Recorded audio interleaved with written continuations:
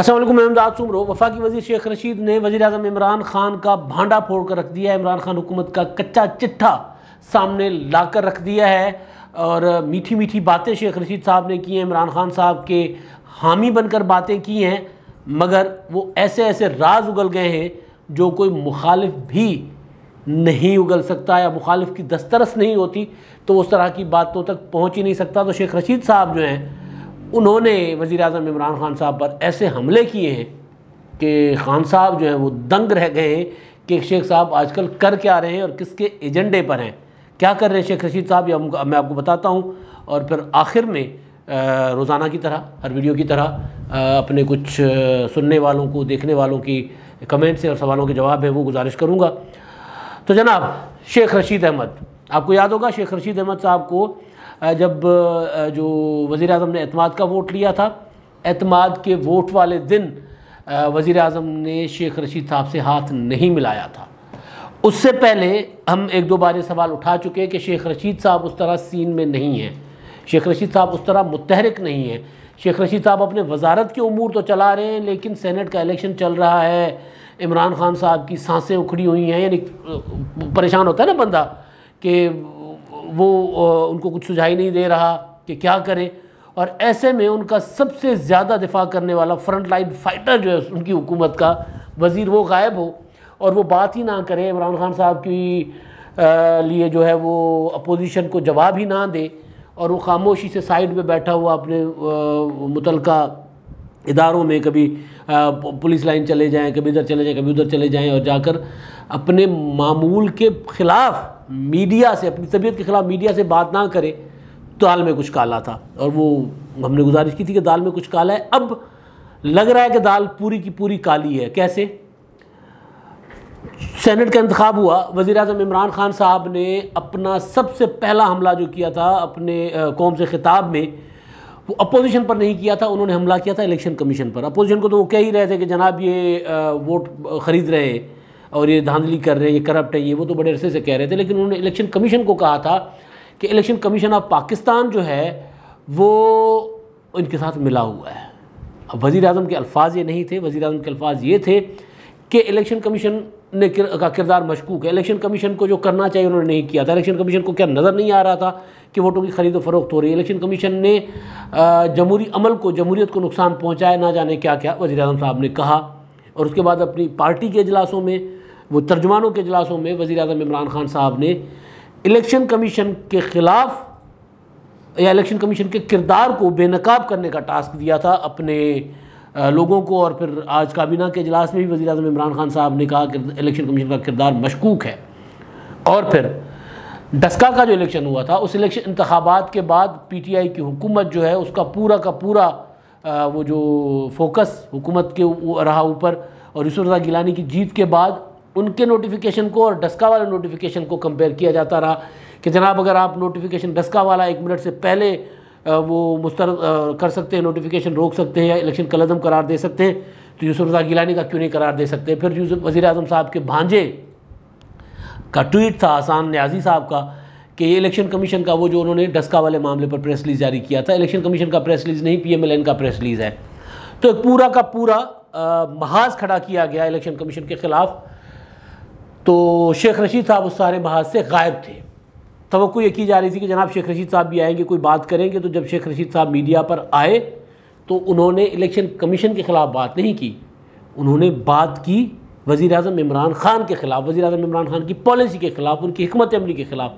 क्या कह रहे हैं शेख रशीद साहब? जो नदीम मलिक साहब के साथ समा में उनका इंटरव्यू है, वो कहते हैं कि जनाब ये जो चीफ इलेक्शन कमिश्नर हैं राजा साहब, राजा सिकंदर सुल्तान साहब, ये अपराइट आदमी हैं और ये किसी की नहीं सुनते, किसी दबाव में नहीं आते। और मैंने हुकूमत को कहा है हाथ जोड़ के कि भाई इनके साथ मत उलझें, यानी मैंने हुकूमत महाजाराई कर रही है और एक अपराइट किस्म के आदमी के साथ, यानी इमरान खान को एक दयानतदार शख्स जो है वो चीफ इलेक्शन कमिश्नर कबूल नहीं है, वो उसके ख़िलाफ़ महाजाराई उन्होंने शुरू कर रखी है। मतलब यही है ना कि वो अपराइट किस्म के आदमी हैं। इधर से जब ख़त गया तो मैंने हुकूमत को कहा कि इसको जवाब मत दें, उधर से जवाब आया तो फिर मैंने कहा दोबारा ख़त आएगा, आप फंस जाएंगे। और मैं दौड़ा, अब ये दौड़ा को लफ्ज़ तो मैं इस्तेमाल करूँ, मैंने फिर आज़म खान से यानी जो असल वज़ीर आज़म है पाकिस्तान के, जिसके लिए कहा जाता है जहांगीर तरीन कहते हैं, हम नहीं कह रहे, जहांगीर तरीन साहब ने कहा कि वज़ीर आज़म हाउस को आज़म खान चलाते हैं, तो आज़म खान साहब के पास भी मैंने उनको भी कहा कि ये मत करें, ये खेल बड़ा ख़तरनाक है, और इनको समझाएं, यानी हुकूमत को समझाएं कि इलेक्शन कमीशन के साथ मत उलझें, और election commission, chief election commissioner upright हैं, उनके साथ इस तरह की पंगा मत करें। अब एक इल्ज़ाम, यानी आप सोचें कि वज़ीर आज़म साहब कह रहे हैं कि इलेक्शन कमीशन का किरदार मशकूक, इलेक्शन कमीशन के लिए पूरी की पूरी PTI बाजमात ये कह रही है, बाजमात क्या होता है, वो जो कोर्स में गाना गाते हैं ना, वो कोर्स में कह रही है, हम नवा होकर कह रही है, वो कवालों की तरह के जनाब ये जो इलेक्शन कमीशन है या अपोजिशन के साथ मिला हुआ है। और एक वज़ीर उठ के कहते हैं नहीं, election commission, chief election commissioner upright हैं, और वो वज़ीर आज़म के मौक़िफ़ को TV पर बैठकर निगेट करते हैं, निंदा करते हैं। इसको निंदा करना कहते हैं, इसकी मुज़म्मत का लफ्ज़ जो है वो कुछ थोड़ा सा ज़्यादा हो जाता है, उसको ठुकरा देते हैं उस मौक़िफ़ को, उसको मुस्तरद कर देते हैं कि नहीं, वज़ीर आज़म साहब गलत कह रहे हैं, इलेक्शन कमीशन ठीक है, वो अपराइट है, वो किसी के दबाव में नहीं आएंगे, वो अपना काम कर रहे हैं। वज़ीर आज़म साहब क्या कह रहे हैं, इलेक्शन कमीशन का किरदार मशकूक। वज़ीर आज़म साहब क्या कह रहे हैं, इलेक्शन कमीशन जो है वो उन्होंने जो वोटों की खरीदो फरोख्त आंखों के सामने देखते हुए नज़रअंदाज किया है, ये वज़ीर आज़म साहब कह रहे हैं। और शेख रशीद साहब क्या कह रहे हैं कि नहीं, ऐसा नहीं है। आगे आते हैं, शेख रशीद साहब फिर कहते हैं जनाब कि सेनेट के इंतखाबात में हमारी कुछ कमज़ोरियाँ थी, हुकूमत की तैयारी नहीं थी, हुकूमत ने इन इंतखाबात को संजीदा नहीं लिया था। वज़ीर आज़म साहब क्या कह रहे हैं कि हमारे लोग ख़रीदे गए, हमारे लोग हमारे साथ बहुत बड़ा हाथ हुआ है, बहुत बड़ा कांड हुआ है, और ये कांड इलेक्शन कमीशन ने किया है, इलेक्शन कमीशन के साथ किया गया है। और वज़ीर आज़म शेख रशीद साहब क्या कहते हैं कि नहीं, आपकी तैयारी नहीं थी, खान साहब आप जो है वो गलत कह रहे हैं, आप अपना यानी बुनियादी तौर यह कि आप अपने ज़रा झांके, अपने गर्दन में झांके कि आप अपना इल्ज़ाम किसी और पर लगा रहे हैं। आपके लोग, उन्होंने कहा है शेख रशीद साहब ने कि जनाब आपके लोग जो है वो 12-13 तो बिके हैं, लेकिन कुछ ऐसे भी हैं जिन्होंने जो है वो आपकी पॉलिसियों से नाराज़ होकर वोट दिया। और वो बाकी बातें भी शेख रशीद साहब ने बहुत की है, लेकिन एक और चीज़ उन्होंने बड़ी मज़ेदार की है, और वो ये कि उन्होंने कहा है कि जनाब जिस दिन वज़ीर आज़म साहब एतमाद का वोट ले रहे थे, उस दिन 3 अरकान हुकूमत के गायब हो गए थे, और उसके लिए बड़ा शोर मचा था। वो वापस आए थे, नहीं आए थे, ये उस पर रावी खामोश है, शेख रशीद साहब उस पर चुप हैं। अपोजिशन क्या कह रही है, मोहसिन दावड़ साहब ने क्या कहा था कि जनाब 178 तो अरकान थे ही नहीं, तो ये कैसे हो गए। ये एक इल्ज़ाम है अपोजिशन का, जिसका मैंने पहले दिन ही कहा था कि इस तरह नहीं मुमकिन हो सकता, लेकिन शेख रशीद साहब कह रहे वो अरकान गायब थे। तो अब बुनियादी तौर पर शेख रशीद अहमद साहब जो हैं वो वज़ीर आज़म इमरान खान साहब के ख़िलाफ़ अपोजिशन को मवाद फराम कर रहे हैं, लुकमे दे रहे हैं कि वो जो मैंने आपको गुजारिश की थी ना पहले व्लॉग, इससे पहले वाले व्लॉग में भी कहा था, और उससे पहले भी, कि इमरान खान साहब ने इलेक्शन कमीशन के ख़िलाफ़ महाज़ारे की ठान ली है। क्योंकि इमरान खान साहब का एक तरीका रहा है हमेशा, वो ये कि आपके पास क्या है, आपकी कारकर्दगी बेहतर करने की आपको ज़रूरत नहीं है, आपको प्रोपेगेंडा आना चाहिए। तो इमरान खान साहब वही पॉलिसी, अपोजिशन के ख़िलाफ़ ये पॉलिसी चल सकती है, इदारों के ख़िलाफ़ ये वाली पॉलिसी जो है वो नहीं चलेगी, लेकिन इमरान खान साहब चलाना चाह रहे हैं। और शेख रशीद अहमद साहब इसकी तस्दीक कर रहे हैं कि इमरान खान साहब जो है वो एक आइनी इदारे जिसके जो चीफ़ हैं, जिसके जो सरबराह हैं, चीफ इलेक्शन कमिश्नर साहब, वो अपराइट किस्म के आदमी हैं, उनके साथ इमरान खान साहब कर रहे हैं पंगा आज़माई। अब शेख रशीद साहब किसके साथ हैं, अब ये सारी बातें, वफाकी वज़ीर भी हैं, चुप भी हो गए थे, और फिर जब बात करते हैं आजकल वो ऐसी बात करते हैं कि वो इमरान खान साहब को ये भी कहते हैं जनाब कि इमरान खान साहब के साथ हूँ मैं, पार्टी सिर्फ इमरान खान साहब ही है, PTI इमरान खान साहब है, और कोई पार्टी नहीं, यानी PTI में और किसी की हैसियत नहीं है, कोई भी बंदा काउंसिलर का इलेक्शन भी जीतने के काबिल नहीं है, जितने भी इमरान खान साहब के साथ हैं। वो ये भी बात कर जाते, लेकिन बाकी जो बातें करते वो सारी की सारी वज़ीर आज़म साहब के अगेंस्ट। तो फिर वज़ीर आज़म साहब हाथ क्यों मिलाएं जी, जब वज़ीर आज़म साहब को पता लग गया होगा ना, उनके पास भी इंटेलिजेंस है, उनको भी पता चलता है कि जनाब आजकल शेख रशीद साहब क्या कर रहे हैं, तो कुछ ना कुछ तो उनके साथ उनको भी पता होगा। इसी वजह से ना सिर्फ उन्होंने एतमाद के वोट वाले दिन हाथ नहीं मिलाया था शेख साहब को, बल्कि जनाब वज़ीर आज़म साहब को तो वज़ीर आज़म साहब ने तो एक मुशावरती इजलास आज हुआ है, उसमें भी शेख रशीद साहब को नहीं बुलाया गया। वो किचन कैबिनेट होती है, इस साइज़ के इजलास जो होते हैं, जो करीबी लोग इमरान खान साहब अपने साथ बिठाते हैं, उनमें शेख रशीद साहब हमेशा शामिल रहते हैं, शामिल हाल रहते हैं। मगर आज नहीं है। तो शेख रशीद साहब की और वज़ीर आज़म साहब की दूरियाँ ये कोई अच्छा साइन नहीं है इमरान खान साहब के लिए। शेख रशीद एक MNA है, एक MNA की वजह से, उनके एक वोट की वजह से वो वज़ीर है। इमरान खान साहब के पास उन्होंने वो जो 178 का फिगर दिया था, उस 178 के फिगर के मुताबिक उनके पास 6 वोट ज़्यादा हैं।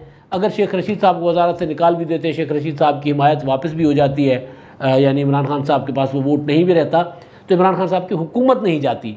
मगर मसला ये नहीं है, मसला ये है कि शेख रशीद साहब खुद को किसका नुमाइंदा कहते हैं। सवाल ये है कि आज अगर शेख रशीद साहब इमरान खान साहब के सारे राज उगल रहे हैं कि जनाब इमरान खान साहब क्या चाहते हैं और इदारों के साथ किस तरह पंगा आजमाई करना चाह रहे हैं, तो इसका मतलब ये है कि शेख रशीद साहब जो हैं वो कहीं ना कहीं किसी ना किसी के एजेंडे पर हैं। पता लग जाएगा कुछ दिनों में कि क्या एजेंडा है। मैंने जब ये वीडियो की थी कि शेख रशीद साहब कहाँ हैं, तब भी मैंने कहा था कि गुजारिश की थी कि जनाब पता लग जाएगा कि शेख रशीद साहब क्या कर रहे हैं, क्या चाह रहे हैं। अब सामने आ रही है चीज़ें कि शेख साहब क्या चाह रहे हैं। अकेले शेख साहब नहीं है ना, परवेज़ खट्टक साहब भी देख लें आप। परवेज़ खट्टक साहब किस तरह कितने के इमरान खान साहब के साथ हैं। तो खान साहब का हाल जो है वो उनके इक़्तिदार का हाल हो गया, वह पतला, और PDM वैसे भी चढ़ाई करता हुआ आ रहा है। और जिस दिन कोई PDM ने बड़ा फ़ैसला किया तो फिर आज से 2.5 साल पौने 3 साल हो गए हुकूमत को, तकरीबन 3 साल होने वाले हैं। 3 साल तक शेख रशीद साहब जो इमरान खान साहब की इतनी तारीफ़ें करते आए थे ना, जैसे ही कोई अपोजिशन ने बड़ा फ़ैसला किया और नज़र आया कि अब इमरान खान इतने दिनों के मेहमान हैं या अब चले जाएंगे, क्योंकि अभी अपोजिशन हुकूमत को घर भेजने के मूड में नहीं है। अपोजिशन के अंदर अपने इतने मामलात गड़बड़ चल रहे हैं कि वो अभी कोई अपनी हुकूमत गिराने के बाद की हिकमत अमली पर मुत्तफिक नहीं हुई अपोजिशन। इस वजह से अभी अपोजिशन थोड़ा सा टाइम ले रही है। और ज़ाहिर है बजट भी आ रहा है, तो बजट का मामला भी देखकर उसके बाद देखेंगे। लेकिन जब अपोजिशन ये फैसला कर बैठेगी और शेख साहब को नज़र आ जाएगा कि हुकूमत जा रही है, तो फिर वो ये जो कह रहे हैं ना कि सेनेट में हुकूमत की तैयारी नहीं थी, इसका मतलब है कि इलेक्शन कमीशन पर इल्ज़ाम एम ही लगा रहे हैं, अपोजिशन पर खरीदो फरोख्त के इल्ज़ाम एम ही लगा रहे हैं। आप खुद कमज़ोर थे, तो उसके बाद शेख साहब और मज़ीद बड़ी बड़ी बातें करेंगे, बड़े बड़े इल्ज़ाम लगाएंगे वज़ीर आज़म साहब पर। तो ये है कहानी के शेख साहब जो है वो अब कच्चे चिट्ठे खोल रहे हैं वज़ीर आज़म साहब के मीठे मीठे अल्फाज में, उनकी तारीफ़ें करते हुए उनके साथ खेल रहे हैं, बहुत अच्छे से खेल रहे हैं। शेख साहब को खेलना आता है, अल्फाज के साथ खेलना आता है, कैमरे के साथ खेलना आता है, तो वो खेल रहे हैं। जो अचानक गायब हो गए थे, अचानक इंटरव्यूज़ देना शुरू हो गए, तो पीछे कोई तो वजह होगी। बहरहाल ये चीज़ें थी। शेख साहब था आज पूरा इस व्लॉग का मौजू। अब कुछ मेहरबानों की बातें। मोहसिन अली साहब है जी, उन्होंने कहा कि आज भी बिजली की कीमत जो है वो उसका इजाफा हो गया है और अब हम कैसे गुजारा करेंगे, होगा क्या, हम गुजारा कैसे करेंगे। IMF इमरान खान साहब मुख्तलिफ़ तरीक़ों से बिजली महंगी कर रहे हैं और बिजली की हर चीज़ महंगी कर रहे हैं, हर चीज़ महंगी हो रही है और डंके की चोट पर वो महंगी कर रहे हैं। बस ये ज़रूर है कि वो थोड़ा करके वो जैसे स्लो पॉइज़न होता है, स्लो पॉइज़न की तरह वो महंगाई दे रहे हैं, एकदम कोई झटका नहीं लगा रहे, लेकिन कर रहे हैं। तो बहरहाल ये बर्दाश्त करना पड़ेगा। मसला ये है कि क्योंकि IMF के पास मुल्क रहन रखा हुआ है, माजी वाले हुक्मरानों ने भी रखा था, इन्होंने भी रखा हुआ है, और उनकी फरमाइश है कि जनाब बिजली जो है वो जब ये हुकूमत में आए थे तब से मेरा ख्याल है जो खबरें थी, रिपोर्ट्स थी कि बिजली दोगुनी महंगी करने की IMF की शराइत थी, इन्होंने मान ली थी आंखें बंद करके। पहले तो ये जा ही रहे थे, जब गए IMF में तो फिर IMF ने जो कहा कि ये महंगा होगा, ये महंगा होगा, गैस महंगी करनी, बिजली महंगी करनी है, पानी का बिल करना, ये करना, अद्वियात का, ये जो भी था, जो सारा कुछ तो वो कर रहे हैं, IMF की वजह से कर रहे हैं। और ज़ाहिर है मुश्किल है गुजारा जी, किसी का नहीं होता, हमारा भी नहीं होता। किसी सफ़ेद पोश लोग जो हैं, जो बहुत महदूद आमदनी जिनकी होती है, वो तो बेचारे पिस गए हैं, गुजारा ही कर रहे हैं सारे। आगे देखते हैं कि गुजारा किसी होता है, लोगों का नहीं होता। नज़ीर भट्ट साहब हैं जी, नज़ीर भट्ट साहब कह रहे हैं कि शेख रशीद ने सच किसके कहने पर बोला। शेख साहब ज़ाहिर है अब वो बताते हैं जिनका खुद को वो जब वो इशारा करते हैं तो शेख साहब उन्हीं की बात करते हैं। आजकल पता नहीं किसका इशारा है, मगर उस शेख साहब का सच जो है इमरान खान के ख़िलाफ़ जा रहा है। जो मैंने सारे सच बताए शेख साहब के, अब वो इमरान खान साहब के ख़िलाफ़ शेख साहब ज़ाहिर तभी जा सकते हैं जब वो जिनको अपोजिशन सेलेक्टर कहती है वो इमरान खान साहब के साथ ना हों। अभी तक तो बज़ाहिर जो चेयरमैन सेनेट का इलेक्शन है उसके लिए तो ये कहा जा रहा है कि जनाब वो सफ़ा दोबारा एक हो गया है, लेकिन शेख साहब जो हैं वो बदले बदले नज़र आ रहे हैं। तो पता लग जाएगा किसके कहने पर है या पता नहीं, बल्कि अक्सर ऐसी चीज़ों का पता नहीं लगता, अंदाज़े होते तो अंदाज़ा लग जाएगा। राफ़िया ऐवान साहब आए जी, उन्होंने बड़ा दिलचस्प तबसरा किया अब्दुल कादिर साहब को, जो इमरान खान साहब ने पहनाया था ना वो रुमाल, तो उन्होंने कहा कि जनाब 70 करोड़ का मफलर पहनाया गया। अब 70 करोड़ का मफलर आपको पता है ना, इमरान खान साहब ने खुद कहा था कि बलूचिस्तान में एक टिकट जो है वो 70 करोड़ रुपए का बिक रहा है। तो जवाब आया था कि जनाब सबसे ज़्यादा तो कीमत बोली लगाई अब्दुल कादिर ने, और वो अब्दुल कादिर साहब सेनेटर मुंतखब हो गए, और मुंतखब होने के बाद PTI में शामिल हो गए। तो वज़ीर आज़म साहब ने जो मफलर पहनाया उनको, तो राफिया अमान साहबा कह रही है कि 70 करोड़ का मफलर है। तो लोग यही कह रहे हैं जी, अब वज़ीर आज़म साहब जो मर्ज़ी कहें, लेकिन वो जितनी अखलाकियात का दर्स दे रहे हैं, लेकिन उनका अमल जो है उसके बरक्स नज़र आता है। अमीर लोगों को टिकट्स खुद देते हैं, अमीर लोगों को सेनेट में खुद मुंतखब करवा के आते हैं और कहते हैं कि जनाब ये अमीर आकर सेनेट में ख़रीदो फरोख्त करते हैं। तो ये वो कहानी है 70 करोड़ का मफलर। सलीम हबीब साहब हैं जी, वो कह रहे हैं अपोजिशन अवाम को बेवकूफ़ बना रही है ताकि उनकी तवज्जो जरदारी और नवाज़ शरीफ के जराइम से हटाई जा सके, वो जो करप्शन करते हैं, वो जो लूट मार करते हैं, उससे हटाई जा सके। जनाब कोई भी अवाम को बेवकूफ़ नहीं बना सकता। अगर इमरान खान साहब की हुकूमत की कारकर्दगी जो है ना वो ठीक होती ना, तो आसिफ जरदारी और नवाज़ शरीफ जो मर्जी कर लेते ना, कुछ नहीं हो सकता था। वो सारा दिन सड़कों पे रहते, सारा दिन जुलूस निकालते रहते। नवाज़ शरीफ साहब, मरियम नवाज़ साहिबा, आसिफ जरदारी, बिलावल भुट्टो, पूरे टब्बर इनके सड़कों पर होते और चीखते चिल्लाते रहते, कोई फ़र्क ना पड़ता। अगर इमरान खान साहब जो वादा करके आए थे उनमें से कोई आधे वादे भी पूरे करते। खान साहब ने जो वादे किए थे वो 100% उन्होंने पूरे नहीं किए, यानी पूरा का पूरा यूटर्न लिया है वादों से। तो ठीक है, अपोजिशन अपनी सियासत कर रही है, आप इसको, आपकी राय है, आप इसको कह रहे हैं कि अवाम को बेवकूफ़ बना रहे, मगर अवाम बेवकूफ़ में जो है वो अवाम कारकर्दगी देख रहे हैं हुकूमत की। फिर याद करते हैं कि जो वो चोर थे, जो डाकू थे, जिनको इमरान खान साहब कहते थे कि उनके ज़माने में हमारा हाल क्या था, आज क्या है। फिर अवाम मवाजना करते हैं, तो फिर कहते हैं कि चलो यार ये कफन चोर हैं, कफन चोरों की तरफ ही रुजू करो, ये तो कुछ और है, कफन चोरों से भी आगे हैं। तो अब तक के लिए इतना ही। अल्लाह हाफ़िज़।